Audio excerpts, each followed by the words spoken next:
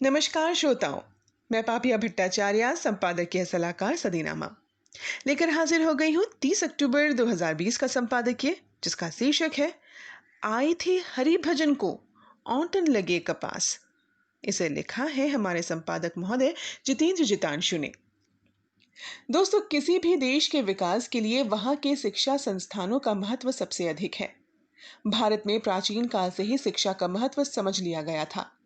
हमारी ये मान्यता रही है कि विद्या रूपी धन सभी धनों में प्रधान है। प्राचीन काल में प्रचलित गुरुकुल पद्धति और तक्षशिला और नालंदा विश्वविद्यालय इसके साक्षात प्रमाण हैं। वैसे तो भारत में लाखों की संख्या में शैक्षणिक संस्थाएं हैं।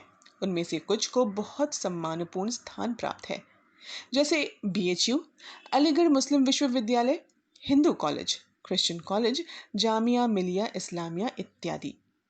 हर एक कॉलेज और विश्वविद्यालयों को स्थापित करने का अपना इतिहास है। उनकी आज की भूमिका पूरी तरह अलग है। कल ही जामिया मिलिया इस्लामिया का शताब्दी स्थापना दिवस था। इसे याद किया जाए।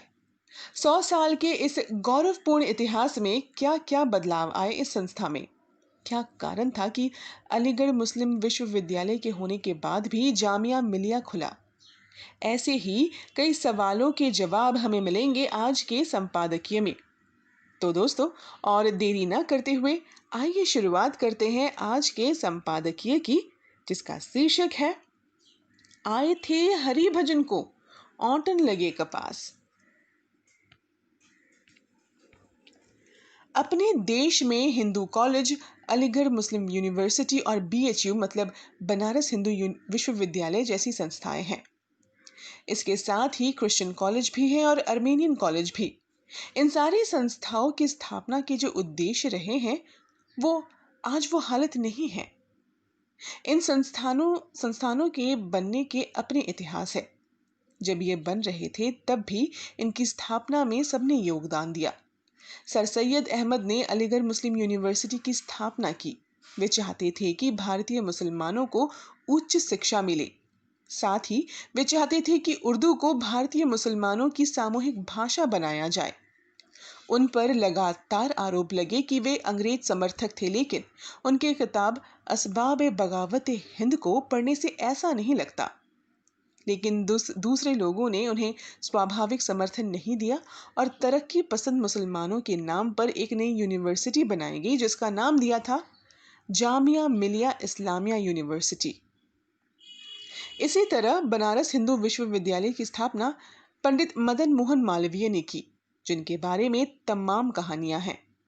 इसमें हैदराबाद के निजाम की जूतियों के किस्से हैं, तो ये भी सच है कि दरभंगा महाराज रामेश्वर सिंह ने दान दिया और साथ ही हैदराबाद के निजाम उस्मान अली खान ने 10 लाख रुपए दिए और जमीन काशी नरेश ने दी। आज ये केंद्रीय विश्वविद्यालय है। इसी तरह अलीगढ़ मुस्लिम यूनिवर्सिटी की जमीन वहां के हिंदू राजा ने दान में दी। आज ये सभी विश्वविद्यालय सभी जाति, पंथ, धर्म या लिंग के छात्रों के लिए खुले हैं और इनमें से ज्यादा केंद्रीय विद्यालय हैं। लेकिन लोगों को लगता है कि कुछ विश्वविद्यालय और छात्र अपने तयशुदा मार्ग से भटक रहे हैं। लोग तो कहेंगे, आए थे हरि भजन को औंटन लगे कपास। आज से 101 साल पहले अंग्रेजों ने खिलाफत खत्म कर दी। तब से अब तक मुसलमानों का कोई एक नेतृत्व नहीं है। देश में इस खिलाफत को दोबारा लागू करने के लिए आंदोलन हुआ और कांग्रेस ने इसका समर्थन किया। स्वदेशी शिक्षा के लिए देश भर में स्कूल, कॉलेज और विश्वविद्यालय खोले गए, जो पूरी तरह से जनता की मदद से बने थे। इसी कड़ी में जादवपुर विश्वविद्यालय भी है, जिसकी स्थापना एक संस्था ने की, जिसका नाम है एनसीए यानी National Council of Education Bengal. कल यानी 29 अक्टूबर को जामिया मिलिया इस्लामिया 100 साल का हो गया। इसका इतिहास राष्ट्रीयता की मिसाल है। आर्थिक तंगी के दौर में गांधी इसके लिए भीख तक मांगना चाहते थे। इसकी हर इमारत किसी न किसी स्वाधीनता संग्रामी के नाम पर है। यहाँ से पढ़े और पढ़ाने वाले बहुत सारे लोग भारतीय इतिहास में अपना स्थान रखते हैं। एक उदाहरण जाकिर हुसैन का ले लो, जो इसके संस्थापक सदस्य थे और कुलपति भी रहे। इसकी स्थापना ही उन शिक्षकों और छात्रों ने की जो अलीगढ़ मुस्लिम विश्वविद्यालय छोड़कर आए थे और जिनमें राष्ट्रीयता का जोश था। अगर इसके नाम पर जाए, जिसका अर्थ है जामिया माने विश्वविद्यालय, मिलिया माने राष्ट्रीय, इस्लामिया का मतलब इस्लाम। जामिया मिलिया के संस्थापक सदस्य थे शेखुल मौलाना मोहम्मद हसन, मौलाना मोहम्मद अली जौहर, जनाब हकीम अजमल खान, डॉक्टर मुख्तार अहमद अंसारी, जनाब अब्दुल मजीद ख्वाजा और डॉक्टर जाकिर हुसैन।